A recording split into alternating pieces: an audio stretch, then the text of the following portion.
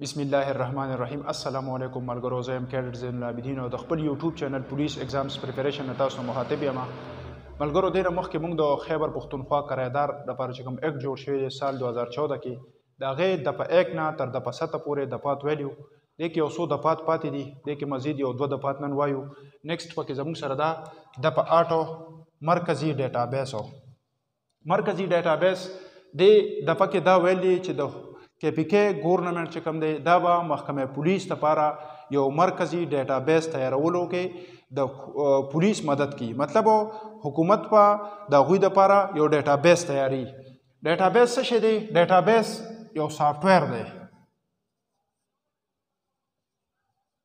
سافټویر دی څنګه چې د آنلاین اف آی آر دپاره یو سافټویر جوړ شوی دی، دغسې دا هم یو سافټویر دی. دا ډیټابیس چې دی دې کې دا کرایدار را کم کوایف را جمع شوي دي تانې په سطح کم چې مونږ مخکې دفعاتو کې ویل دي، دا به ټول دغسې یو دفتر به دې دپاره جوړ شوي. دا ټوله ډیټا به دغه سافټویر کې انټر کېږي. د هغې فایده څه ده؟ د هغې فایده دا ده چې فرض کو یو سړی د یو ډسټرکټ نه بل ډسټرکټ ته تللی دی، هلته په کرایه پاتې کېږي.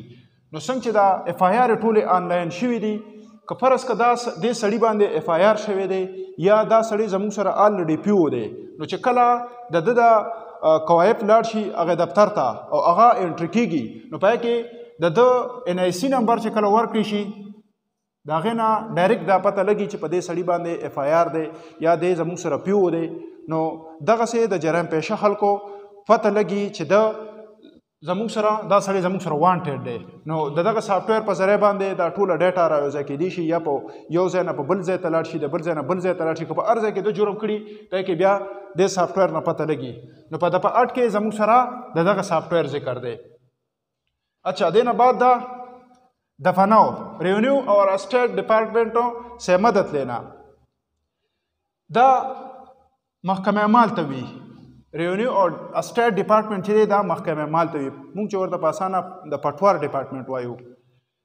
نو پولیس به د دغه ډپارټمنټ نه مدد اخلي.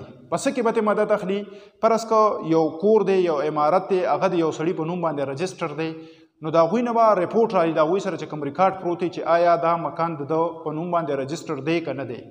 هسې نه چې د بل سړي کورو دله په دغه باندې ورکړي، په کرایه باندې ورکړي، دا دواړه د یو بل سره میلاوي، بیا وروسته پته نه لګي. نو دا محکمه مال والا چې دی په دفعه 9 کې پابند کړي پولیس ته چې کله دوی د مکان یا د عمارت د ملکیت متعلق څه مدد دوی ته ضرورت وي، نو دوی به د محکمه مال نه دغه مدد طلب کړي. دا نن زموږ سره دا 2 دفعې وې، یو چې کومه چې یو د ډیټابیس متعلق وه، یو د ریونیو او د اسټیټ ډپارټمنټ نه د مدد اخیستو متعلق وه. دا خو اسان یې دومره مشکل په دې کې څه نشته، دې کې 2-3 سیکشنې پاتې دي، هغه به انشاءالله په نیکسټ ویډیو کې ستاسو په خدمت کې پیش کوم. بله ویډیو کې به تاسو سره میلاویږم. دغې پورې ماله اجازت راکړئ. الله په امان.